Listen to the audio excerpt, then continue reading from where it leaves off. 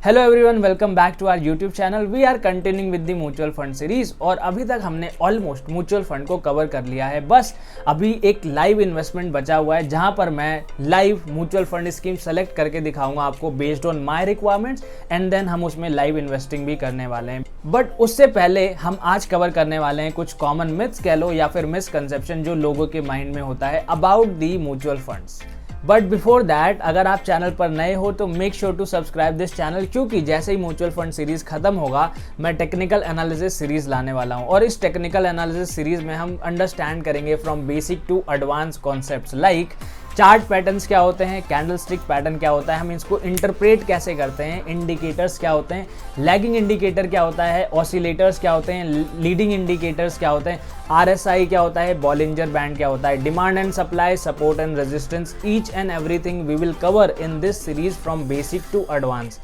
और technical analysis के साथ साथ हम फ्यूचर्स एंड ऑप्शंस को भी कवर करने की कोशिश करेंगे। कैसे इंडेक्स में हम ऑप्शंस ट्रेडिंग कर सकते हैं, कैसे स्टॉक्स की हम सिलेक्शन करेंगे, हम ऑप्शन चेन एनालिसिस करना शुरू करेंगे, हम एफआईज डीआईज के डेटा को रीड करना शुरू करेंगे।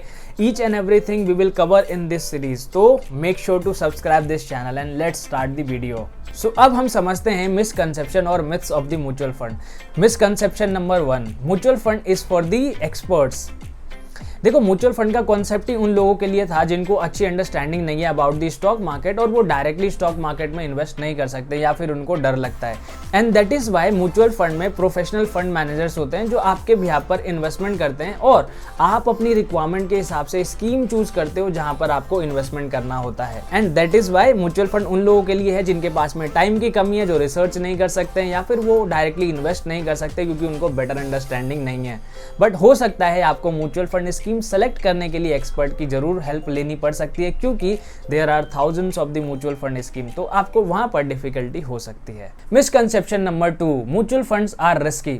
देखो, ये डिपेंड करता है कि आप कौन से म्यूचुअल फंड स्कीम्स में इन्वेस्टमेंट करते हो। For example, if you choose equity investments तो वहां पर रिस्क है, लेकिन अगर आप इक्विटी में भी लेकिन अगर आप इक्विटी में भी स्मॉल कैप या फिर थीमेटिक फंड में जाते हो तो वहां पर और ज्यादा रिस्क होता है। और रिस्क आप कब ले सकते हो? When you have enough capital, और या फिर आप अपने अर्ली यंग एज में हो, आपका कोई डिपेंडेंट नहीं है, तो उस केस में आप ज्यादा रिस्क ले सकते हो और आपको वेल्थ मैक्सिमाइजेशन करना है तो आप यहाँ पर इन्वेस्टमेंट कर सकते हो। वेयर एज आपको पता है कि कुछ टाइम बाद आपका जो कैपिटल है वो आउटफ्लो होना ही होना है और आपका जो गोल है वो शॉर्ट टर्म का है, तो इस केस में आप सेफ खेलोगे और आप डेट म्यूचुअल फंड में इन्वेस्टमेंट करोगे जहां से आपको पता है कि आपको कंसिस्टेंट इनकम मिलेगी एज वेल एज आपका जो कैपिटल है वो भी प्रिजर्व होगा, क्योंकि डेट स्कीम में रिस्क कम होता है then the equity scheme.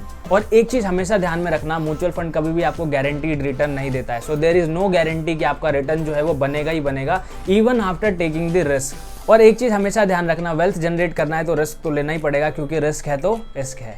Misconception number 3, lower NAV is better than higher NAV and investing in the mutual fund scheme based on the past performance. ये दोनों क्वेश्चन को मैंने एक साथ इसीलिए लिया है क्योंकि इसका आंसर सेम है। देखो, जब भी आप म्यूचुअल फंड स्कीम को सेलेक्ट करते हो तो you have to see a lot of things like AUM क्या है, फंड परफॉर्मेंस कैसा है, इसके फंड मैनेजर क्या है, उनका एक्सपीरियंस क्या है, एक्सपेंस रेशियो कैसा है, इसका जो पास्ट परफॉर्मेंस है क्या वो कंसिस्टेंट है, इसका रिस्क प्रोफाइल क्या है, and you have to see a lot of other things while evaluating the mutual fund. And these 2 points is part of the evaluation process of the mutual funds. Misconception number 4, regular plan is cheaper than the direct plan. देखो, regular plan वो plan होता है जब आप mutual fund में investment करते हो तो किसी एजेंट म्यूचुअल फंड डिस्ट्रीब्यूटर की हेल्प से करते हो और वो आपको हेल्प करवाता है किसी स्कीम को चूज करने में based on your requirement. Whereas direct plan क्या होता है कि डायरेक्ट प्लान में ना आप कोई भी एजेंट नहीं होता है, आप डायरेक्टली उसमें म्यूचुअल फंड स्कीम्स में इन्वेस्टमेंट करते हो। जब आप रेगुलर प्लान से इन्वेस्टमेंट करते हो तो जब भी आप इन्वेस्टमेंट करोगे तो वहां पे पहला पोर्शन कमीशन का होगा जो इस म्यूचुअल फंड एजेंट को जाएगा एंड देन जो बचा अमाउंट होगा वो मार्केट में इन्वेस्ट होता है म्यूचुअल फंड स्कीम में। वेयर एज डायरेक्ट प्लान में आपका टोटल अमाउंट इन्वेस्ट होता है। अब ये जो एजेंट होंगे ना वो बोलेंगे कि ये चीपर इसीलिए होता है क्योंकि जो रेगुलर प्लान का NAV होता है, नेट एसेट वैल्यू, वो लोअर होता है देन दी डायरेक्ट प्लान, क्योंकि यहाँ पर जो एजेंट को कमीशन जा रहा है उसकी वजह से इसका NAV कम होता है और इसका NAV ज्यादा होता है क्योंकि यहाँ पर कमीशन नहीं जाता है। देखो, जब आप रेगुलर प्लान में इन्वेस्टमेंट करते हो ना तो इसके और भी ड्रॉबैक्स हैं, इसको मैंने सेपरेट वीडियो में कवर किया है, उसका मैं लिंक पिन कमेंट में दे दूंगा, वहां से आप जा करके देख सकते हो। बट आप अभी ये समझ लो कि जब भी आप रेगुलर प्लान में इन्वेस्टमेंट करते हो तो वहाँ पर क्या होता है कि आपका जो पैसा होता है पहले उसमें से कमीशन डिडक्ट होता है एंड देन वो डायरेक्टली इन्वेस्ट होता है, वेयर डायरेक्ट प्लान में ये पैसा डायरेक्टली इन्वेस्टमेंट होता है। तो जो आपको रिटर्न मिलता है ना वो आपके पूरे अमाउंट पर मिलता है, यहाँ पर कमीशन लेस होने के बाद में जो रिटर्न है वो आपको मिलता है एंड दैट इज वाई आपका जो रिटर्न होगा डायरेक्ट प्लान में वो हायर होगा देन दी रेगुलर प्लान। सो ऐसा कुछ भी नहीं है कि रेगुलर प्लान जो है वो चीपर होता है देन दी डायरेक्ट प्लान। इसके अपने प्रोज और कॉन्स हैं जिसको आप सेपरेट वीडियो में जा करके देख सकते हो। Mutual fund invest in the stock market only. देखो this is not the realistic. Yes, mutual fund को इसी तरह से फ्रेम किया जाता है कि यहाँ पर जो पैसा है वो डायरेक्टली आपका इक्विटी में लगता है, चाहे वो मिड कैप हो, स्मॉल कैप हो, लार्ज कैप हो, और आप उसी की तरह से इन्वेस्टमेंट करते हो for the purpose of long term wealth maximization. But there are fixed income securities या फिर अदर ऑल्टरनेटिव एसेट क्लासेस जैसे कि कमोडिटी हो गया, रियल एस्टेट हो गया, यहाँ भी म्यूचुअल फंड स्कीम्स इन्वेस्ट करती हैं। तो जरूरी नहीं है कि म्यूचुअल फंड जो है वो सिर्फ और सिर्फ इक्विटी मार्केट में ही इन्वेस्ट करता है। दैट डिपेंड करता है म्यूचुअल फंड स्कीम के टाइप के बेसिस पर। अगर हम रिटेल कैटेगरी की बात करते हैं ना तो मोर देन 70% जो अमाउंट होता है वो डायरेक्टली इक्विटी स्कीम्स में इन्वेस्टमेंट होता है और 25 to 30% जो होता है वो डेट और अदर एसेट क्लासेस में इन्वेस्ट होता है।